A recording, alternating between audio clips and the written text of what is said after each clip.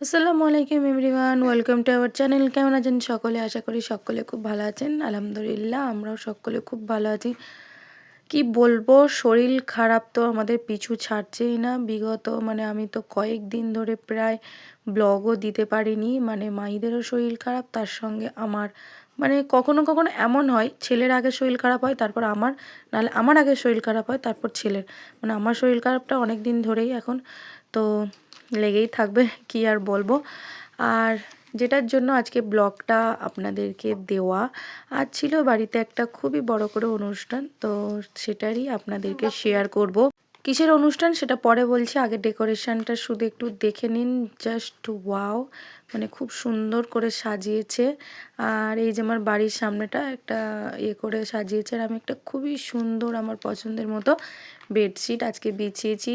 সচরাচর আমি bedsheet change করতে একদম পছন্দ করি না, নতুন বের করতে একদম আমি ইচ্ছুক নয়, কোনো কারণ ছাড়া। তো আজকে বিছিয়েছি। আর মায়েদের জন্য আজকে নতুন খেলনা নিয়ে এসেছে, আর সেটা নিয়েই বাবু এখন খুবই মন দিয়ে সেটাই খেলা করছে। আর বাবুর এখানে ড্রেস বের করেছি। বাবুর এই ড্রেসটা খুবই পছন্দ সব ড্রেসের মধ্যে, ওর এটা মেজো আন্টি দিয়েছিল। তো এইদিকে আবার ওর পাপার আবার এটা পছন্দ নয়, ওর পাপা এসে দেখে বলছে এই কি ড্রেস বের করেছো, আজকে বাড়িতে এত বড় অনুষ্ঠান, কিছু বড় নতুন কিছু ভালো কিছু ওকে পরাও। তো সেটাই ওর পাপা বলতে আমার সঙ্গে ওর একটু হয়ে গেল। কি আর বলবো, ঝগড়া যেটা হয় আর কি সবসময় আমাদের মধ্যে। তারপর ও নিজেই আলমারি বের করে ছেলের জন্য ওই যে বলছে চাবিটা দাও, আমি নিজে পছন্দ করে বের করব।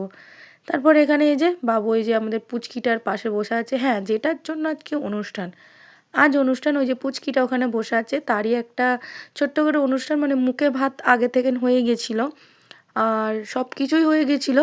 তো তারই উপলক্ষে আজ একটু বড় করে অনুষ্ঠানটা করেছে, যেহেতু বাচ্চাটার 1 বছর পূর্ণ হয়েছে। তো এখানে ফটোশ্যুট চলছে। আর বাবু তো এখান থেকে সরতেই চাইছে না, যেহেতু ফটো তোলা হচ্ছে। আর ও তো জানো ফটো তুলতে খুবই এক্সপার্ট, যেখানে ফটো তোলা হবে সেখান থেকে তো ও সরবেই না।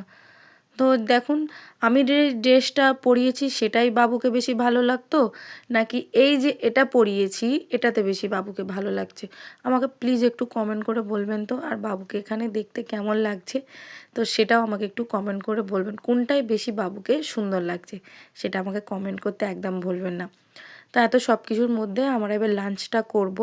বাবু এখানে খেলনাটা নিয়ে এতটাই বিজি, কোনো কিছুর দিকে ধ্যান নেই। বাড়িতে এসেছে ওর আন্টি সব বাচ্চারা, কিন্তু ওর পাপার সঙ্গে সেই বন্দুকটা নিয়েই খেলতে ব্যস্ত। তারপর আমাকে জোর করে আমার ননদরা বললো চলো ফুচকা খাবে, যেহেতু ফুচকার স্টল ছিল। আর এখানে আমার নন্দাইরা তো ফুচকার একটা কম্পিটিশন চালু করে দিয়েছে, কে কত খেতে পারে।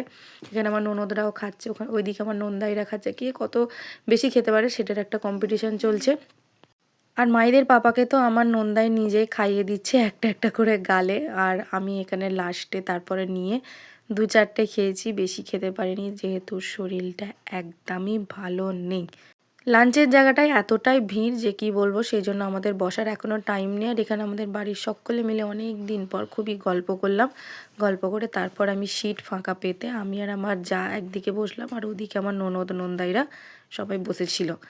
তারপর আজকের এই যে লাঞ্চের মেনু ছিল পনির আর ঘুগনি দিয়ে একটা ঘুগনি টাইপের স্যালাড ছিল, রাধাবল্লভী ছিল। আর যেটা আমার খেতে খুবই ভালো লাগে, আমার সবথেকে বেশি ভালো লাগে রাধাবল্লভীর সঙ্গে এই পনিরের এই ঘুগনিটা। তারপরে সাদা ভাত, তারপরে ছিল মাছের মাথা দিয়ে মুগ ডাল, যেটা খুবই ভালো লাগে সত্যি। এটা গরম গরম যেহেতু এই জিনিসগুলো ছিল না, খেতে খুবই ভালো লাগছিলো। তারপরে ছিল মাটন আলু, আরও ছিল চিকেন, তারপরে পকোড়া, তারপরে পটলের দোরমা, আরও অনেক কিছু ছিল। সেগুলো খেয়ে কমপ্লিট করে এখানে কেক কাটা স্টার্ট হয়ে গেছে। তো এই যে আমাদের পুচকির মা আর পাপা সকলে মিলে কেক কাটছে। তো এখানে ফটোশ্যুটও চালু হয়ে গেছে। তো আজকের ব্লগটা এখানেই এন্ড করছি।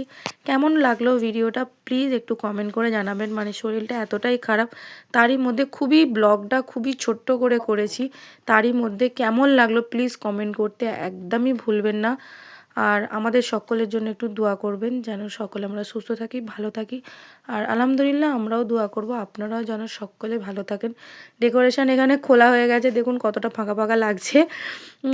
দেখতেও খুবই কেমন লাগছে, বাড়িটা একটা অনুষ্ঠান হলে কত সুন্দর লাগে, আর ফাঁকা হয়ে গেলে একটু কেমন লাগে, তাই না বলুন? তো চলুন আজকের ব্লগটা এখানেই এন্ড করছি।